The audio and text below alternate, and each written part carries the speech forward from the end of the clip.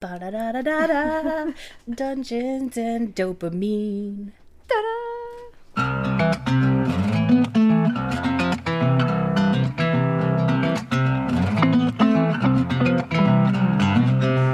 Hi, and welcome to week 10 of Dungeons and Dopamine. 10 weeks. That's double digits. That's double digits. We made it to double digits. We should have a party. We should have a party. We should have a party this weekend with our besties. I think we should probably put that in motion. I think so. Yeah. We'll get to it right away. And then we should make a bonus episode. Yes. All set. Amazing. I'm Bree, by the way. I'm Jess. Yeah, I mean, you should know. You should know. If you don't, you should probably go back to episode 1 and start there. You should. I know that it's tough because it doesn't have our opening sequence and thus is inferior. True. And I know you have to struggle through 7 and 8 where we battled the tech audio goblins. It's not our fault. Not our fault. I mean, it was kind of my fault, but like... But the goblins must have changed that setting. Yeah, obviously. It's not our fault. Those little bastards. Jerks. How dare they? So, dopamine. Dopamine. I bought a shirt. I love it. We've talked more than once now about old cartoons, Eureka's Castle and All Real Monsters. Real Monsters. I bought an All Real Monsters shirt. And it's fantastic. I'm obsessed. It came in the mail today. Remember their names? The Irina or Georgina? Something like that. I feel like Irina. Or Crunk or Crunch. Or, yeah. And then... I don't remember the red guy. I don't remember his name at all. Yeah, and I'm going to hear it and be really mad that I'm I just don't going know to it. Google it. That's probably wise. Real Monsters. I'm Characters. hoping that my Cheeto... Oblina. Okay, yeah, I never would have remembered that. Oblina, Ickis, and Crumb. Yes! K-R-U-M-M. I think that if I would have heard Icus, I would have remembered Crumb. Yep. Now all I can picture is Crumb as Victor Crumb from Harry Potter. I'm not gonna lie. And it's working for me. They could be the same person. Do you think Crumb would have been a Slytherin if he was in Hogwarts? 100%. Yeah. Yeah. I hope secretly he would have been a Hufflepuff. In his heart, he's a Hufflepuff. I mean, he does love Hermione very fiercely for not knowing her. Right. So maybe he is a Hufflepuff. He's not smart enough to be a Ravenclaw. No, not at all. And, I mean, maybe a Gryffindor. Probably. Yeah. It'd probably be a toss-up between Slytherin and Gryffindor. I just feel... He's totally brave. He's got that. Absolutely. He just also has like a... Brrr. But do you think that's because of who he is or because of where he goes to school? And because of his celebrity status. Mm-hmm. And he's a professional Quidditch player. He right. really has to be in guarded. character all the time. Yeah. Everybody's just trying their best, Jessica. Please be kind.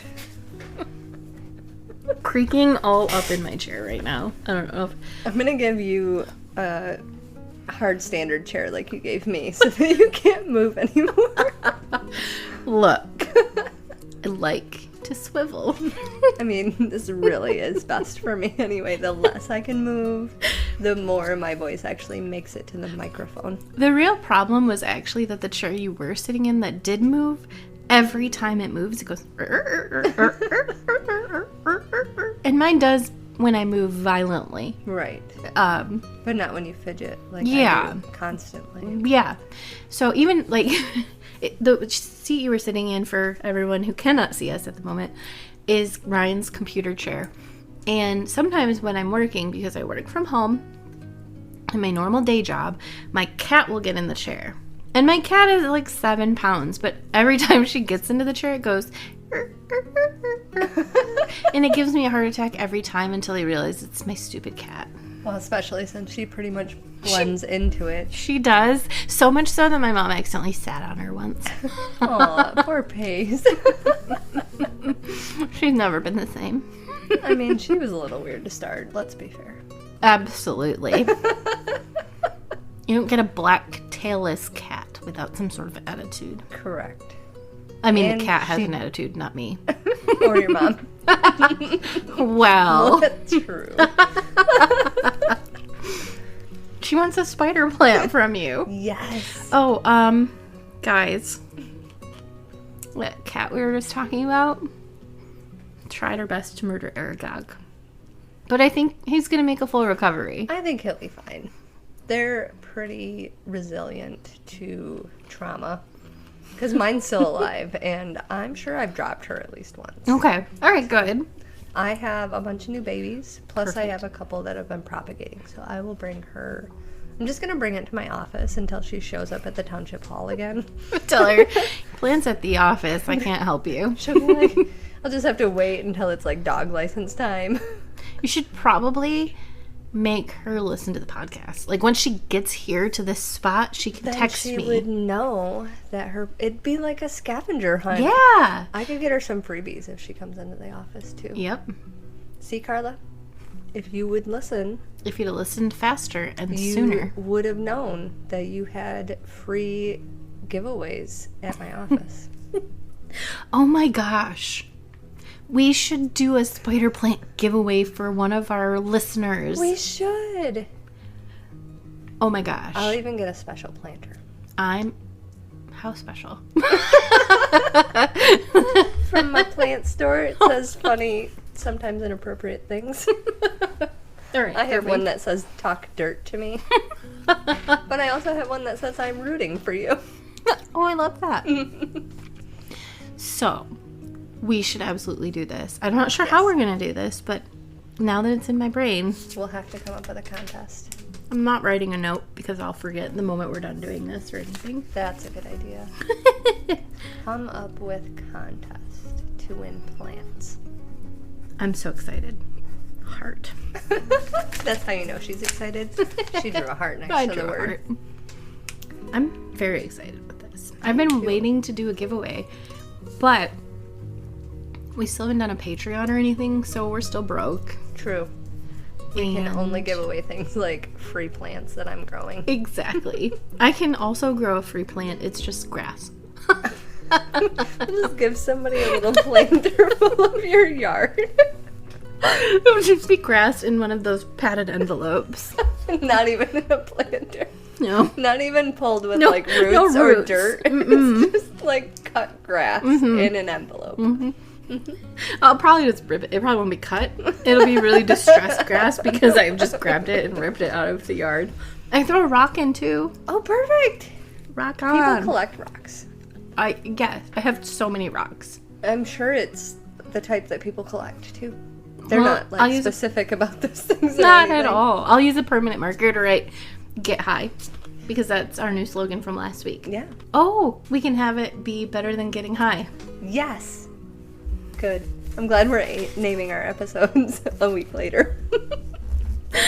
Look. It really has to come naturally. We can't force this process. It's just like getting high. So if you didn't listen to last week's episode, then you're really confused about why we've suddenly become druggies. It's because it's called a helper's high, and It's super cool science. I think that you should stop the episode right now. We're like back. 8 minutes in. Step aside. Go listen to episode 9. Catch Figure up. out how to get high. Figure out how to get high. Get high. Come back. Figure out how to enter for our plant giveaway, which we don't know yet. So it's gonna be amazing. But maybe we'll know by the end of this podcast. Or you'll have to find out next week. So you have to keep listening. We'll just have like an ongoing contest to start a contest. We just make everybody listen every single week. We'll like give away one word per week. Wheel of Fortune. No, it'll be like Wheel of Fortune style, but we'll just give away one letter per week. Yes. And once you can guess the phrase, then you get a plant. And we'll really we'll give that away at the year episode because we were just talking about having a year, so we're like 42 away from that. So I, for the first time, covered in ADHD. ADHD brought me dopamine this week. I don't. This is like a vortex. It's pulling me in. I feel like it's Something's meta. calling to me. This is too meta for any of this. An ADHD podcast that talks about ADHD? I do find it really ironic that we've never, like, actually had an episode about dopamine or ADHD until this moment. Or dungeons. I mean, we've talked about dungeons a number of times. But I don't feel like any episode specifically focused on them. I'm going to do my darndest. I'm eating Cheetos, by the way, as I speak to you all. Because sometimes we need snacks. I do need snacks. I mean, we do need snacks, but you ate something the last recording session, and now it's my turn. Yeah, that's totally fair. Not that we record more than one at a time. We totally, these are like basically live. Yeah, totally. They're not like weeks later. I totally lost my train of thought. Cool. 1,000,000,000%. Mm-hmm. I was literally in the middle of my sentence. Why don't we talk about ADHD? Who has ADHD? Not me. I told one of my coworkers about the podcast. And I always preface things by being like, yeah, my best friend and I have ADHD. And then I jokingly was like, bet you can't tell. She just looked at me through the camera. Like, waiting for you to get to punchline. That's not funny. You're the most ADHD person I've met. We talk about this all the time. We have a fund started for you. Get you better meds. Guess what Jessica did today? Writing a book.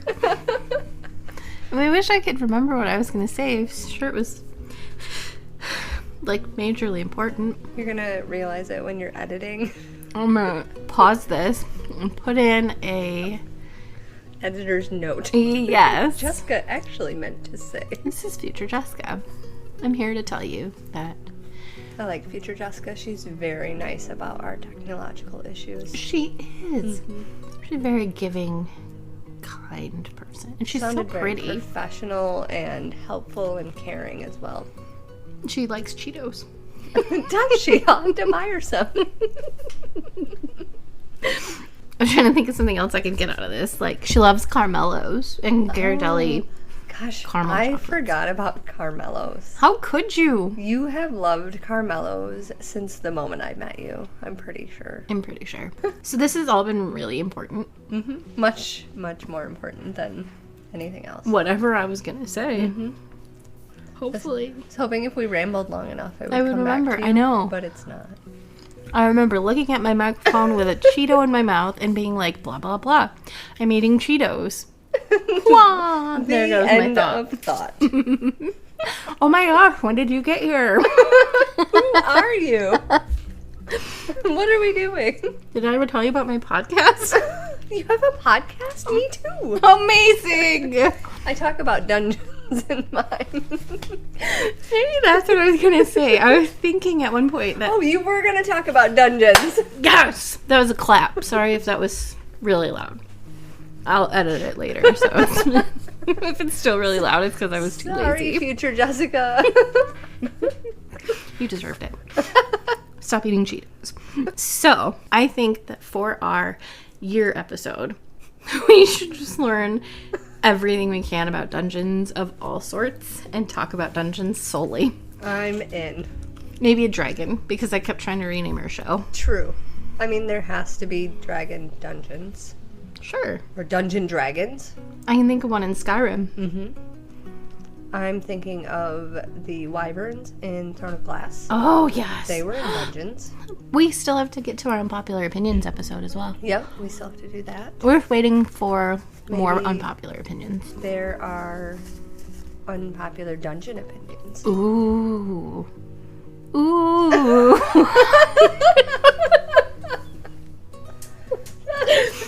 I couldn't think of a song on the fly, so I couldn't keep going, but it was okay because we laughed anyway.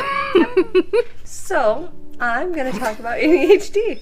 I'm calling it ADHD and premonitions because I don't know why, except that I like the word premonitions, because I actually kept this very scientific and did not get into the woo-woo premonition stuff, even though I could have. Maybe that will be a topic for another day.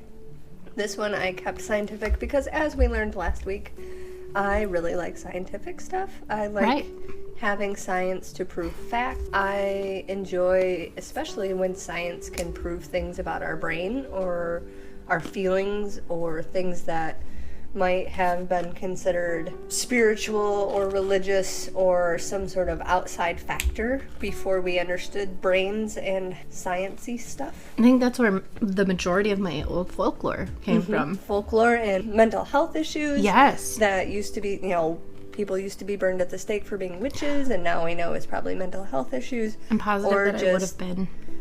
I'm positive that I would have been because of With my your widow's peak. Or witch's peak. Also, you should get rid of that witch's peak. It's really giving you away. Why don't you tell me what you really think? So, and I do kind of want to have a side note here I just want to say, I'm at this time in my life, I am not a religious person. I was when I was younger, and I know you are. So I try to be really careful about what words I choose here. And none of that is to say that I don't believe in anything. And I do have some beliefs, and it's more of like a spiritual universe connections thing. And that kind of goes back to that woo-woo thing that I'm not going to talk about here. But a lot of this is about how we feel and how we understand the world and how we connect to our world. So I don't think I can get away with talking about it without talking about anything like that. And if you're listening, you can interpret that however you want. And I talk about that because when I use the word premonition, I'm not saying that as people with ADHD we can tell the future. I unfortunately do not believe that I have the sight. Although I have wished it many times, I would have used it much better than I have in my life if I had the sight. But really, what I'm talking about is that gut feeling. I had not connected this to ADHD until TikTok became a thing, and it was actually talked about by one of the guys that used to do he probably still does, I don't TikTok anymore. But Because of your ADHD. Because it stresses me out because of my ADHD. But he would talk about his symptoms in a real way, and he'd kind of tell stories with it. And then I also read kind of something similar online. Basically, it boiled down to people would talk about their ADHD friend and how they always followed that person's feelings. The particular story was they showed up to a party. It was a group of guy friends. They show up to a party, and one of their friends looks around. They spend 2 minutes there, and the guy looks around and goes, "Nope, we gotta go." And his friends were like, "What do you mean? We just got here." And he's like, "Nope, the vibe's off. Something's off. We should go." And I think they stayed for one drink, and then they all left, and they went and had like a chill night playing video games or something. And they found out later that the party, people got aggressive, people got in a fight, the cops were called, people were hurt, people were ticketed, people went to jail, it was a big deal. And I read that and I started thinking about my experiences and the times I've followed my gut feeling and how it has worked out pretty well for me and what the ADHD connection is there. Because it was brought up on TikTok and on Reddit as being like an ADHD superpower, this intuition or this gut feeling. Look, we've earned at least one superpower Right. for living with this. For putting up with I hope this. so. Yeah, and that is important. I do, even some of the websites I looked at when I started talking about this topic, straight out prefaced with, as much as I'm going to talk about this intuition as a superpower or a benefit to ADHD, it still is hard to live with ADHD. It is still a disorder. It is still a deficit of some sort. And the way we learn to live with it can make it seem like we have superpowers, or maybe that's just how we deal with having to deal with it every day, as we call them superpowers. But my brain still doesn't work really well some days, and it is still a problem for a lot of people. So we don't want to glorify this. It's not like, I remember being very young and reading the Babysitter Club books, and Yes, I always wanted to be Mary Ann, obviously, because she was the book nerd and quiet, and she wore glasses, and it made me want glasses so bad. I remember being a child and shining a flashlight into my eyeballs so that I would hopefully need glasses. And I am now 37 years old, and I still don't need glasses. So I'm not encouraging anybody to, like, hope they have ADHD or wish they had ADHD, Right. or as much as I'm going to talk about this cool phenomenon, I'm not glorifying it, I guess. Of course. So my gut feelings, and I do also want to preface this with, I was not doing drugs when I made any of these decisions. I was not just cooking up harebrained schemes in my free time.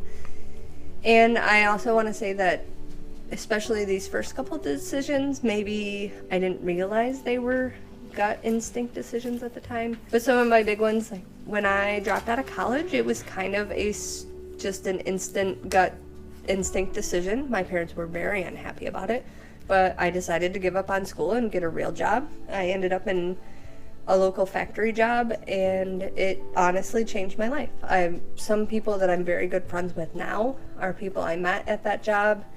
It gave me some other options from what had been told to us as children. You know, you have to go to school and you have to go to college and you have to get one of these 6 jobs. You can be a police officer or a teacher or a doctor or a lawyer. Or a nurse. So breaking from that allowed kind of my perfectionist brain, because as a high-functioning ADHD girl, I was not diagnosed in high school. I was a perfectionist. I did a lot of things right and never wanted to do anything wrong. So giving myself the chance to explore those new options really opened up a lot of avenues for me. When I was 22, I decided to donate a kidney to a boy that I had just met. And again, I would do it again. Sure. There is not a doubt in my mind that going back, if I went back in time and somebody gave me an out, I would not have taken it. And there's not a doubt in my mind that if somehow I could regrow kidneys and give more away, I would probably do that too. But I still want to go back to 22-year-old me and be like, are you sure? Right. Because you're a child. Beyond being life-changing for what it did for me and for Jeremy, it actually kind of pivoted my life towards the medical field. Yeah. And changed everything. I had never considered the medical field before that. I was terrified of blood. I was scared of needles. And within a year of my kidney donation, I started at Ross Medical. I learned phlebotomy. I did all the medical things and was in the medical field for 6, 7, 8 years, maybe? A lot of years. Extending into the Kidney Foundation. Mm-hmm. Yeah. Even when I started at the Kidney Foundation, I was still teaching for Ross at the time. Yeah. So because you can't just have one job. No, all the jobs, all the time. Multiple jobs for 11 years. And then probably the most ridiculous, biggest gut decision I ever made was when I sold everything I owned and went on a road trip. Stayed in Tacoma, Washington for 4 weeks and then decided to come home. Kind of put things in perspective once I was out on my own and seeing other places and meeting new people, that really this is where I'm meant to be. And turns out I already knew my husband, but I ran into him shortly after I got back and proposed to him less than 6 months later. So that would be another gut decision. Zach and I proposed to Zach, and I proposed to him really only months after we became official. But here we are, 10 years later. Oh, yeah, gut feelings. So my gut feelings have typically worked out for me. I'm not going to say that every decision that I've made has been a gut feeling. I won't even tell you that every career change I've made has been a gut feeling, because sometimes it was just because I was bored, or I needed a new challenge, or I needed more money, or however it worked out. There have only been a couple that I feel like became from a gut feeling, and I probably ignored a lot of those gut feelings early on in my life because I wasn't ready to trust myself. The last big gut feeling decision I had was actually when I went into real estate. And this October, that'll have been 5 years, which officially makes it the longest career I've ever had. So I'm going to say that was a win, too. I think those gut decisions, or following those, is probably part of a bigger path for me. If I had not listened to my gut feeling on a lot of these things, I would have been on a different path that may have been dangerous or unhappy or not fulfilling. Like when we're buying a house. Not you and me. We're not buying a house. Not yet. not out of the Someday. question. We did accidentally once make a trip to New York, which felt like a very much gut decision because it happened within the span of less than 24 hours. Exactly. And worked out great. We were just talking about how amazing it was. Yeah.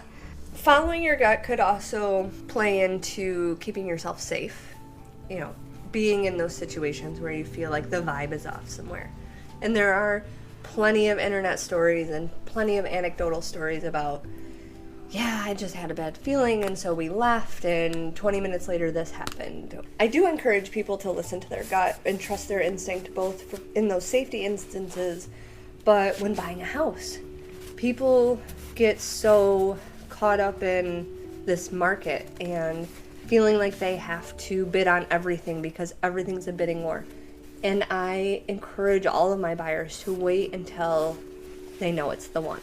And it sounds so cheesy and it sounds so ridiculous, but there is a feeling you'll get when you walk into the house that's yours. I can always tell when it's the right house. And because I encourage people to pay attention to that, I then, of course, went to Google, because if I can prove scientifically why we should listen to our gut instinct, then even better for me. And for this, I actually started with Google Scholar. So I first looked for legitimate scientific, scholarly, researched articles. And unsurprisingly, there were not many. There were literally none if you look for ADHD and premonition, which I expected. If you look for ADHD and intuition, the first articles I found were a lot of comparing people with ADHD and like entrepreneurs or high functioning CEOs and things like that. And there is a lot of data coming out that ADHD people actually make great entrepreneurs. And it has to do with our risk taking and just other things like that. The first study I could find that actually talked about intuition, it's not the most scientifically accurate study, but it, again, was one of the only ones I could find, and it focused on 6 males that had ADHD. It is a self-reported study, obviously very small. It's only 6 males. I think they were between the ages of 20 and 45. They basically just spent hours interviewing these guys. And it was all self-reported about their own ADHD and what they think they suffer with, what they think is positive, what they struggle with, what they exceed at, and their own experiences and stories. They took all that information and they broke down basically ADHD or ADHD people. They narrowed down 6 traits and then a bunch of like sub-traits. The 6 traits that are considered ADHD and positive traits are cognitive dynamism, which is kind of like the busy mind stuff. So the hyper focus and the antsiness and talkative, the bouncing subjects, all of that. Courage, energy, humanity, resilience, and transcendence. And when I read transcendence, I was like, this sounds a little bit too hippy-dippy for this episode. But then they explain transcendence as more appreciation of beauty, appreciation of excellence, feelings of awe, things that make you have goosebumps, that type of thing. Not like, I transcended to a new world. Not like dream walking and... Right. I was like, I don't think that's an ADHD thing because I can't even meditate. So, again, some issues with this study. They were all considered to have high functioning ADHD because we are finding now that ADHD is a spectrum, much like autism, or probably even they're saying now on the same spectrum as autism. I thought so. I thought they were starting to link them together, which makes perfect sense. Right. And it's good that we know that it's a spectrum. I would say you and I are probably lucky in that we have ADHD, but being women, it presented in different ways than maybe some of our childhood friends that were boys that had ADHD, how it presented. And we're on the higher end of the functioning scale of that. I understand that some people struggle much more with their ADHD symptoms. They have much more debilitating symptoms and bigger problems and aren't as easily able to adapt and learn. Especially young boys. Yes. How do you, as a as a little kid in 3rd or 4th grade, understand that you're racing thoughts and the fact that you can't listen to your teachers because of a disorder you have and how to fix it. Right. And not just because you're naughty and you can't stand still. I know you and I had some boosts in life because we didn't have those symptoms. We didn't need to be kicked out of class all the time. So we were able to sit and learn and able to come up with our own ways to deal with things. I mean, we read a lot. So the 6 men that were the focus of this study were also very high functioning. So they were smart. They had jobs that are considered successful. They were doing well in their jobs. So they had those 6 traits, and then they broke the traits down into smaller sub-traits. And what I thought was interesting is they took all of those traits and sub-traits and compared them with like a psychology manual called Character Strengths and Virtues, which is a handbook that basically lists a whole bunch of good traits that good people have. Okay. And many of the traits and subtraits in the list were found in that list, or in that book. But some of them, such as cognitive dynamism, energy, divergent thinking, hyper-focused, nonconformist, adventurous, self-acceptance, and sublimation, are not listed in that handbook. Reading that, I mean, some of them maybe could be considered negative, but I would consider those all positive traits. So what they think is this is actually because these are traits that are specific only to people that have ADHD. So they don't appear in this handbook because they're not really found in the general population. Interesting. Right? So I got really excited about this because this is not great scientific information, but it's there, and it's something besides all of the studies out there that prove that there's a deficit, that the dopamine's not produced correctly, or the serotonin doesn't do what it's supposed to do, and the wavelengths don't connect, whatever. This is something that tells us we're set apart, but it's not all bad. These are good traits that potentially only ADHD people have. Getting into those different traits, I already told you kind of what cognitive dynamism means, but it's that ceaseless mental activity. It's the hyper-focused, divergent thinking, creativity, curiosity. These tend to be things that are ignored in ADHD people because they're overshadowed by some of the more irritating or bad traits, or you can't see them as much, so they're not talked about, or they come out in ways that maybe are negative. So a creative child might be doing poorly in math because they can't concentrate, and they want to put all their creativity energy into something beautiful or create something. Or they're coloring on walls because they yes. are so creative they can't figure out how to stop. Exactly. Hyperfocus in this study was talked about as kind of a flow, and other previous studies have defined it as complete absorption in an activity that produces intense feelings of enjoyment, which I thought was interesting considering what our podcast is. Yeah. So that hyperfocus that we've been talking about and these dopamine kicks is all scientifically proven there in our brain. That hyperfocus isn't just that I can get really into what I'm reading. So before I even started researching, we built this whole podcast around hyperfocusing on things that give us dopamine. And that's something that apparently only ADHD people do. We're special. And it is actually creating dopamine in our brain. It is producing intense feelings of enjoyment. I think that's incredible. And it makes sense because this podcast, when I think about it, when like something cool happens, like we get a comment from someone that we don't know, I get so excited. Yeah. Like there's so much joy in me that happened. And I feel like I'm bringing joy to other people. Yeah. Plus, I really just enjoy these topics. Then, I'm not going to talk about all of these traits, but kind of touch on the ones that I think focus really on this intuition part. The next one is courage. Courage is pretty self-explanatory. This can be related to our impulsiveness or our lack of impulse control.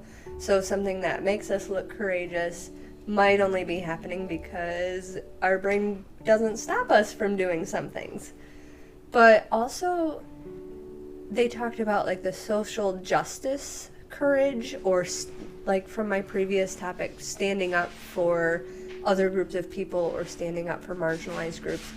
And they think people with ADHD are more willing to have that courage or do that because we learn so early in life that we're never really going to fit in. So we become very comfortable with standing out or being different or making choices that are outside of the box because we were never going to make those choices anyway because we're not following the crowd. They don't want us there anyway. And then energy kind of really gets into this intuition part. So some of the participants in the study, it was the hyperactivity, especially being men. They probably all had the hyperactivity, especially as children. And of course, the ceaseless mental activity that we talked about with the cognitive dynamism. But every participant also talked about energy as in just being connected to something bigger. Whether they were religious or not, some of them talked about it having an energetic spirit or more of a will or drive than other people they knew. But all of them talked about being able to kind of feel energy and how they're connected to other people. And that is one of the building blocks towards this intuition. Humanity covered it a little bit. This is things like social intelligence, humor, self-acceptance, recognition of feelings. So talking about the friend that said, no, the vibe feels off at this party. Right. Because part of our self-recognition or being able to recognize emotions and feelings is we start to also be able to recognize those in other people. Okay. So I don't know what it is about ADHD people that makes us have a higher social intelligence or self-acceptance. Probably, again, because we got used to it when we were younger, that we were never going to fit in or we were always going to be a little bit different. So recognizing that in ourselves and being able to recognize it in others or recognizing our maybe sad feelings in ourselves gives us that empathy to be able to connect to others as well.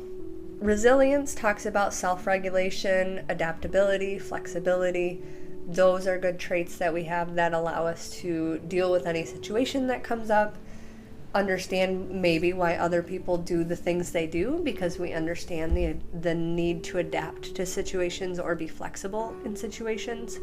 The last thing was the transcendence again. So being able to appreciate beauty, excellence, whether that's nature or other people or the beautiful acts that somebody can do, just finding beauty around us, being able to still have wonder even as adults.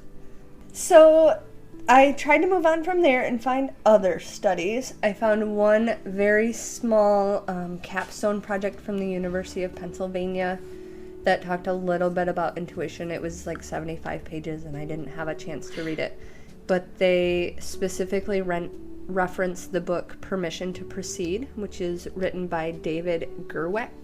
He talks a lot about intuition, and he has a whole ADHD belief book. But he talks about intuition in the way, I'll just read kind of what it says. It says, because of ADHD, impulsivity, and lack of self-awareness, along with the potentially sidetracking effect of bright and shiny interest, the first 4 steps of this model can take time to implement. Over time, however, in his experience with coaching clients, he has noticed that as they listen to the messages of their body, they become more and more attuned and skilled at noticing potential danger zones where they can be hijacked by their ADHD. So he characterizes this as an ADHD intuition to help guide and warn individuals as they navigate everyday life. Basically, this started more research that I found that basically says because of how we have to deal with the world, we are actually creating almost like a safety mechanism with this intuition. Okay. So because we learn as children that we cannot navigate this world the same way this neurotypical kid next to me can, we are always looking out for those pitfalls that might distract us or catch our attention. So we start trusting our bodies to know what might catch our attention or what we can do to avoid those pitfalls. So it might be as simple as the kid that's always in trouble for getting out of his seat in school, learning to read his body and know that he does that more if he doesn't run around a lot during recess. So he begins to listen to his body and try to get that extra energy out then, or gets himself fidget toys, or however he can figure out how to make his body and his brain do what needs to be done. Yeah. And then kind of just started talking about why I think this all happens, or why this ADHD intuition exists. And some of it was kind of backed up on by some of the websites I read. But just in my own words, I think the reason that we as ADHD people seem to be more intuitive or empathetic or have these gut check feelings about things is because we never learned, or we can't filter out all of the information that is being given to us. So if you have a neurotypical brain, they say you could come in here, sit down, look at your computer, and focus. You could just do that, read it. You're going to be able to tune out the rain outside, the person in front of you, the dogs over there, and just get to it and do it. With ADHD, we don't have that ability. So I'm taking in all of your facial expressions, what your computer is doing, what the cars outside are doing, what the weather's doing, what the dogs are doing, what's going on over there, what's going on my computer, what's going on my phone, what's going on my watch. All of it. And thinking about what you have to do when you get home tonight after we're done filming. And making sure I take my notes and I do this. And while we usually see this as a deficit, I have a deficit in focus. What that is actually doing for us after 37 years of my brain taking all of this information in and then learning how to filter it so I can function, we're not missing that information. We're not losing that information. It is going in the file cabinets of our probably enormously large file cabinet brains that have been taking in all of this extraneous information for our entire lives. So it's not that I am psychic and I can look at a guy and say, ooh, danger, he's a bad person.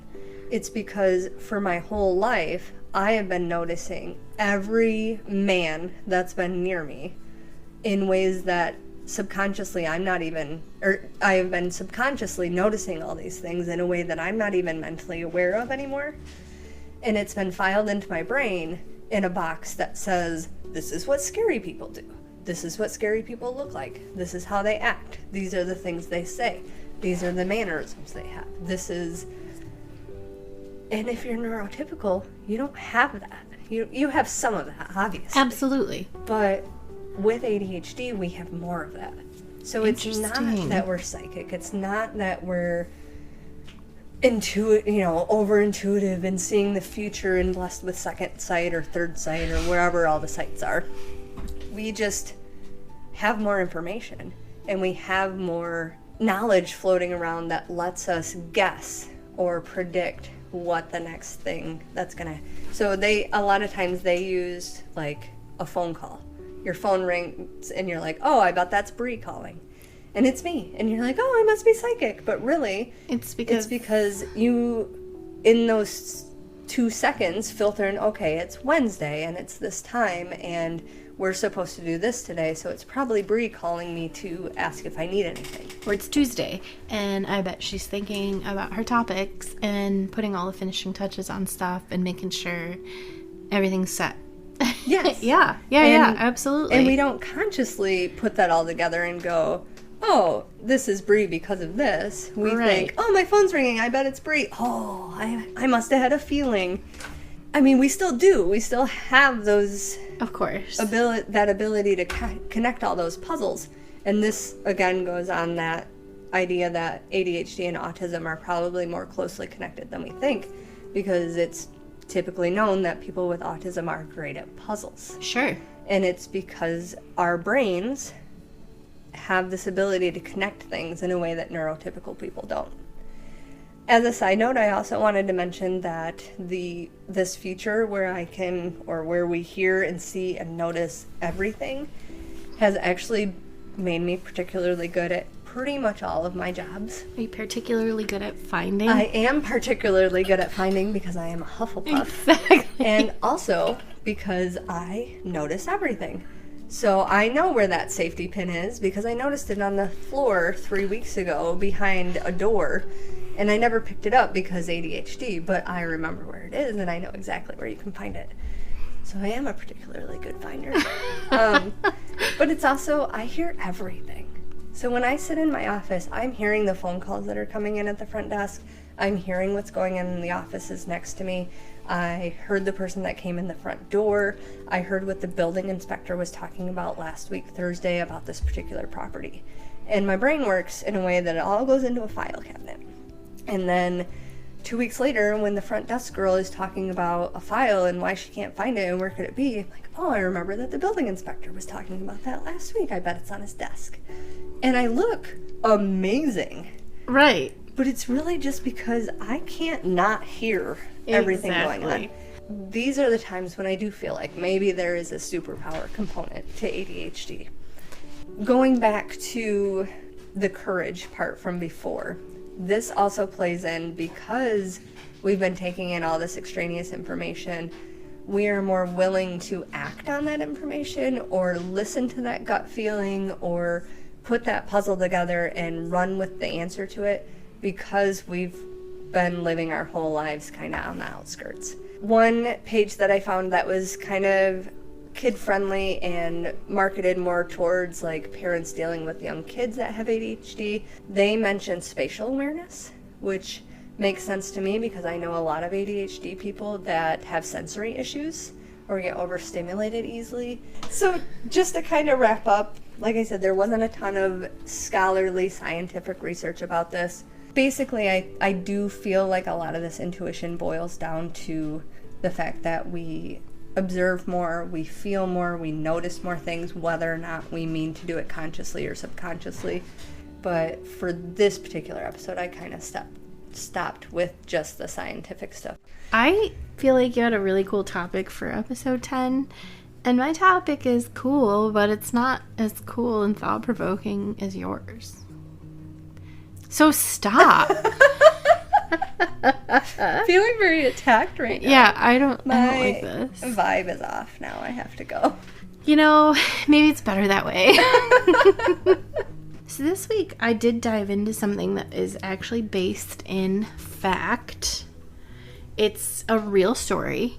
And there are some scientific bases. Bayside. Moosin. Boxing.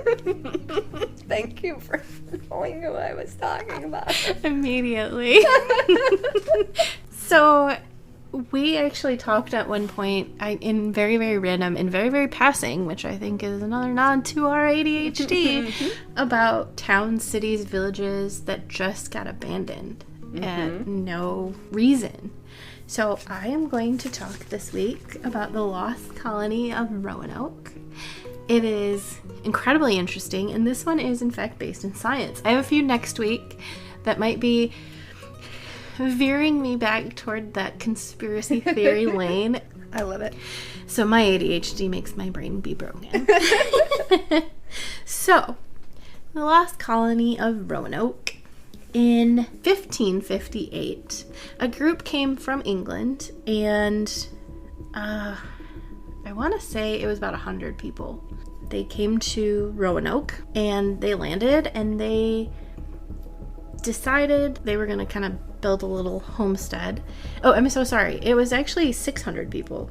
I was way off. That was Look, it's right terrible there in your information. I mean, it wasn't way off. If you round it up, it was fine. There's a reason I thought of 100, though, so maybe I can make an excuse. So 600 people got here, and I guess they kind of realized that they weren't, prepared to be without the comforts of people providing them food and stuff like that. So 100 people decided to stay in Roanoke, and 500 people went back to England. They started to build. They were supposed to build a place, and these 500 went back to England. They were going to get supplies and get people with the know-how, and they were going to come back and they were going to colonize. The 100 that stayed found that they still just didn't know how to farm. We have much more severe winters and even more harsh summers than England does. It's much more temperate climate. They found that they couldn't sustain life for these 100 people, and they had to turn to the natives on Roanoke. And the natives, after I believe it was one season, said, "We can't do this. We cannot feed you. You have to do this yourself." And we can't do everything for you. Exactly. And this caused a really big rift between these people. So, and forgive me, I don't have the exact details, but another ship kind of came by, and they picked up 85 of these people that were here. There were only 15 left. Okay. They were gonna stay because they thought, well, we can sustain 15 people. A lot easier to feed 15 than 100. And we're gonna keep building so that when you guys come back with all the supplies and the people with the knowledge, it'll be ready for them. Now we're gonna fast forward. 1587, a man named John White, he set out with people. I don't have the number written down, so just people. He had people. There were people. Loves people. Fair. People. How many people? Were there people? There were a few people with John White. John White and the people. So John was actually not headed for Roanoke, but the captain got mad at them, and he decided that they were staying at Roanoke. If you don't stop right now, I'm going to turn this boat around. Exactly. So he did. And John White and the people were stuck in Roanoke. So they went to find this original colony that was started in 1585, and they could not. They did not locate it. But they almost immediately started to build for themselves. They built homes on a hill, and then around that they built a palisade to keep them safe. Fair. Actually, once they built and they were, I won't say comfortable, but in homes, the very first British baby to be born in America was born. Yay! And this is actually John White's grandchild, so his daughter's child. So the colony, once again, these people found that they just couldn't garden and stuff here. They couldn't farm, I guess. They maybe could garden. Maybe they could grow flowers like the best of them, but you can't eat those. So they had to borrow and barter and work with the native tribes. And they just kept straining that relationship more and more and more. As time went on, they realized that John was going to have to go back and get more supplies from England and come back to them. Don't know why they didn't all leave. I guess they were well enough off that they were going to stay there. They could handle him being gone. They had enough to sustain. And they actually did choose him to go. They decided that he was the one they wanted to send. He kind of wanted to stay and be like their governor or whatever. And they were like, no, go back and get the stuff we forgot. You know where all the good chips are. Go get us some good chips. So he went to fetch supplies. He went to England. When John returned to England, the Queen at that time declared it completely unsafe for any ships to leave England. It was because of tensions with Spain. Okay. He did try in 1588 to get back, but pirates stole all his stuff. Aw, he has really bad luck. He does have some bad luck. He stuck for 2 years. He did not return to America, to Roanoke, until 1590. When he did get back, he found the settlement in disarray. The homes that had been built were actually just gone. The only thing left standing was the palisade. He wrote in his journal that any items that had been heavy, and I assume these are items that they had brought with them, not things that just randomly appeared. Right. But like iron, not portcullises, but things that would go over like windows, iron bars. Okay. I'm just gonna go simple. Iron bars and things like that were on the ground and just like kind of tossed around, and they had been there a long time because they'd been grown over. So plants and things were growing through them. And now he did know that at one point the settlement that he had left were planning to actually travel north to try and find somewhere more appropriate to settle. Maybe somewhere warmer, or maybe somewhere with better land, or who knows, maybe farther away from the natives that they'd been taken off. Right. So, taken advantage of? Yeah. So he wondered about that, but he also said that they had buried chests of their personal items, things that weren't really of value to anyone else, but like you or I would maybe bury our stuffies that we've had since we were children, right, and journals and stuff like that. He said clothes. Yeah, exactly. Wedding dress. Exactly. So those chests had all been dug up and were actually smashed, and the bits and pieces were kind of laying around. He said he even saw some of his own personal items from childhood, which is really interesting because why wouldn't they have taken that with them? Right. So he also found on a tree was carved the letters CRO, and on a pillar within the I would assume on the palisade was Croatoan, which was actually an island and a native people that were on they were a small island a bit away from where the Roanoke settlement was. So he assumed that the people had left, whether by force from other natives, by force from the Croatoans, or just by desperation, maybe sickness, hunger. And so they left and they went over to the Croatoans because they were the only ones friendly to the colonists at that point. So when Smith originally got to Roanoke again in 1590, when he returned, it was really bad weather. 7 sailors had actually passed while traveling to Roanoke.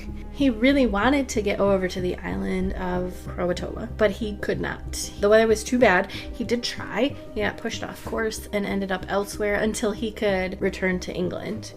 It's not clear why he didn't return in later years.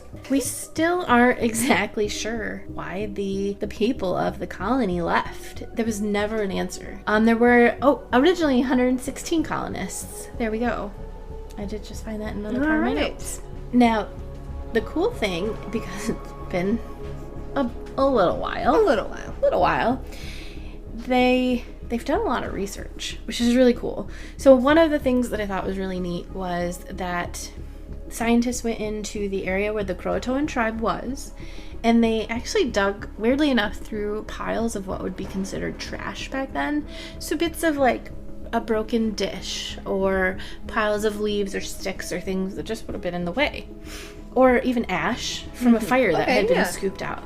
So they can find all kinds of detail from like fires and stuff, which is insane too. Absolutely insane. Yeah. There's more of your science. Love me some science. So they actually did do this, and they pulled out some pieces of pottery that were in these garbage piles, and by testing them, they found that the Croatoans had English dishware. Or pottery. And they knew this. I believe it was lead that they were looking for specifically, because the English, unfortunately, we didn't know it was a bad thing to do, and we made stuff with lead. And we really, then licked really and ate. And yeah.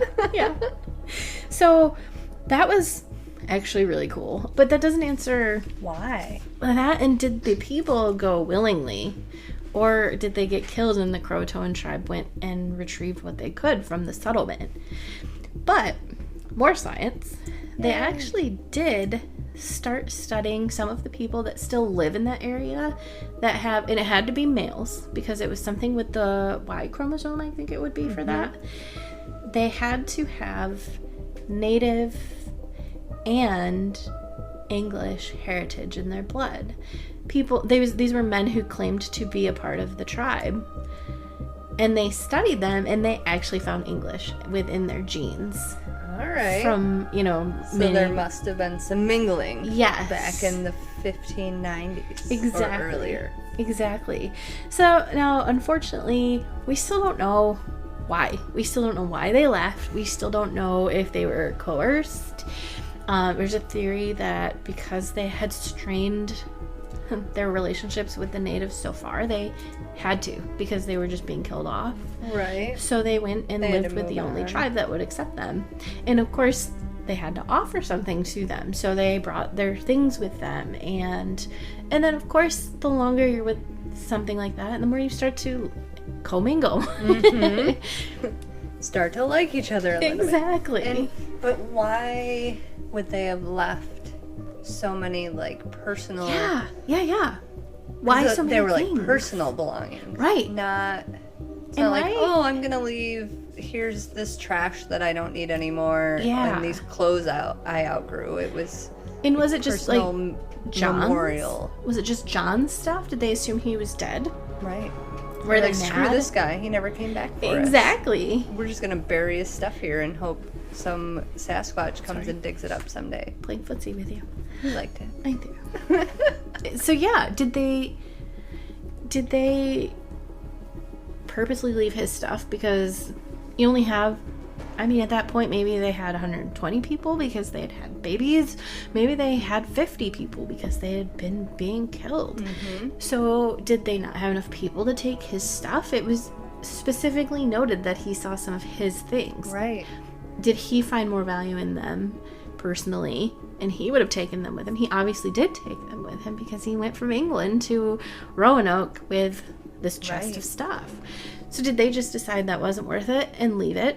Did the new tribe not accept some types of personal belongings? Right. Maybe it was against their beliefs. Yes, exactly.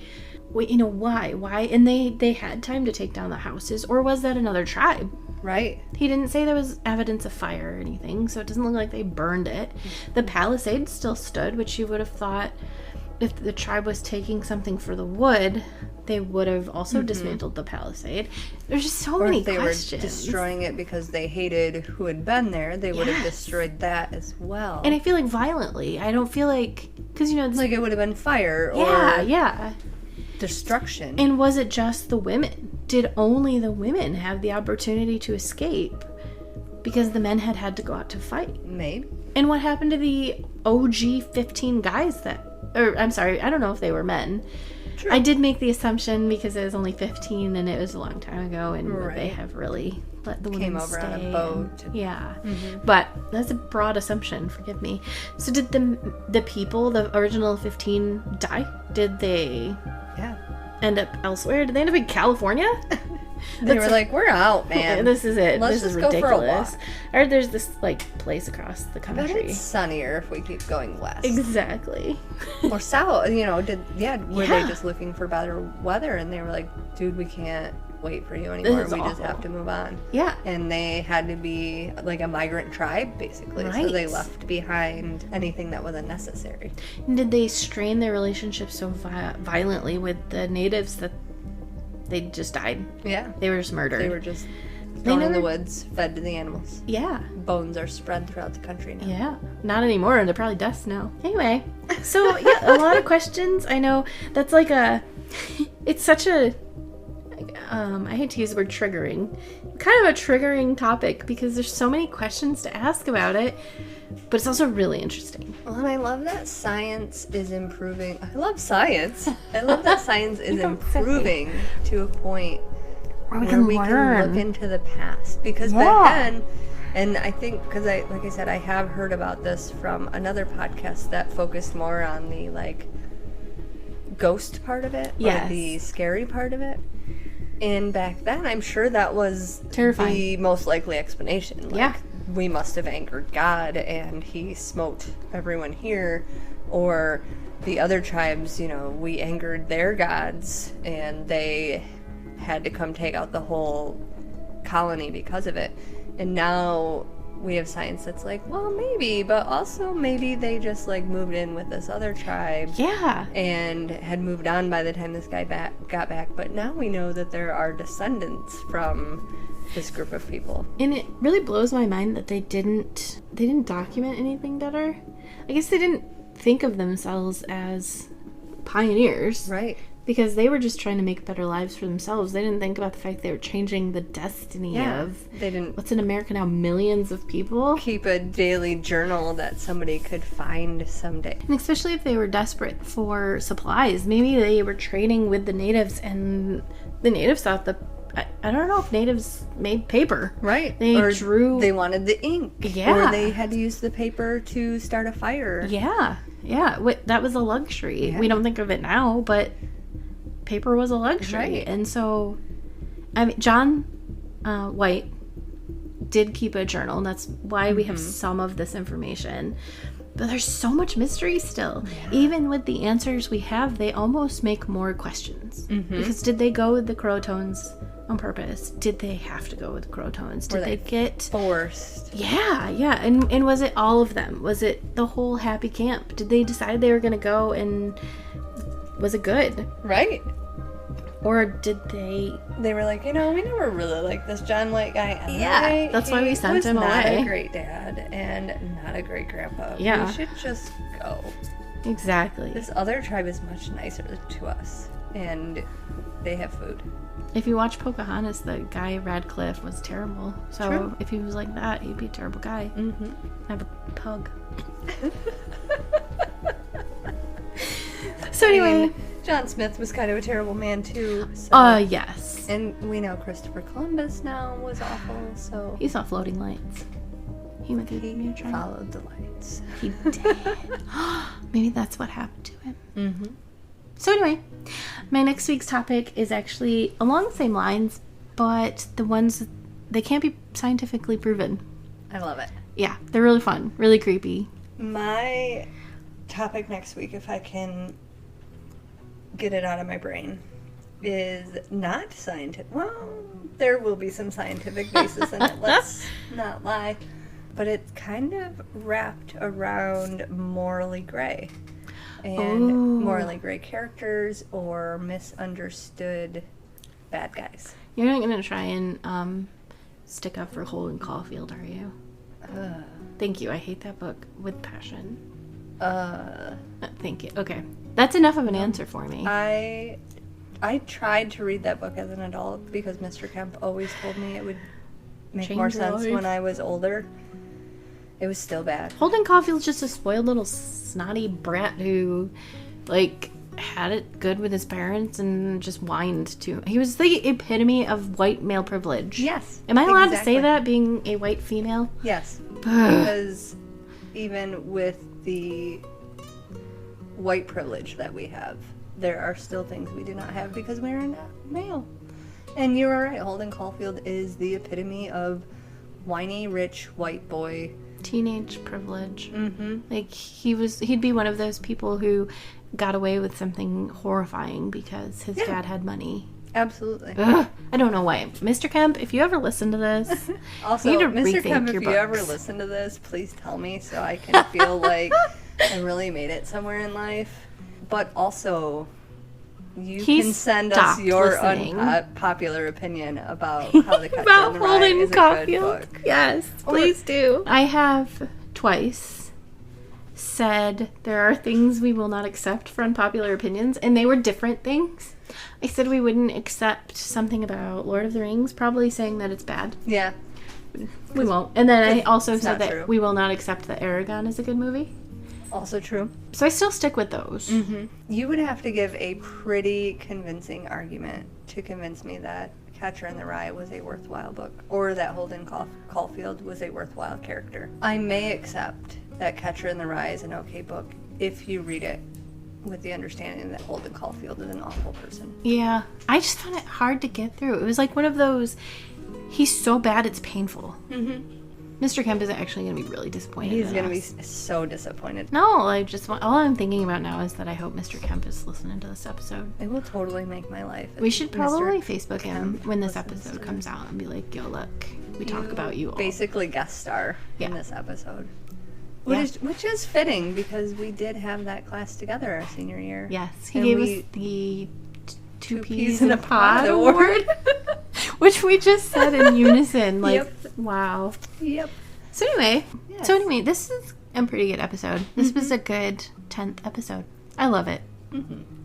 This is amazing. We're great. Thank you guys for listening to 10 of our podcasts. Thank you so much. Oh, if you'd consider, not you, Brie, them, the listeners, them, all of them, would be amazing if you guys have a second to kind of go social media crazy and like us and share us would be amazing. Tell us how tell us how awesome we are, but also tell others how awesome we are. Give us ratings. It really helps us out. We're learning this as we go. It really helps us out if you follow us on whatever platform you're listening on. Spotify, yep. iHeartRadio, or whatever. Yep. the YouTube podcast even, things if you are follow now. us on YouTube. Share whenever you can would be amazing. Just give us a little boost. We would appreciate it greatly. And we'll probably thank you on air. It's true. On air, like we're on the radio. Yeah, well, Like we don't yeah. need to edit this and make sure that we only have a few mistakes. Get high, like in the air. Get high in the air. On helping. Someone is going to be so confused if they listen to 10 before they listen to anything else. They'll just have to start from the beginning. We did tell them to stop and start. That's true. Stop and start. We are a little demanding It's true. about our stopping and starting. It's very important that you stop and start when we tell you to. Stop. Start. So, that would be amazing if you guys would consider that. It does help us a lot. And anybody who shares and talks about us just gets a word out a little bit more and more. And we appreciate it so Absolutely. much. And We love you. yeah. Thanks. This has been Dungeons and And Dopamine.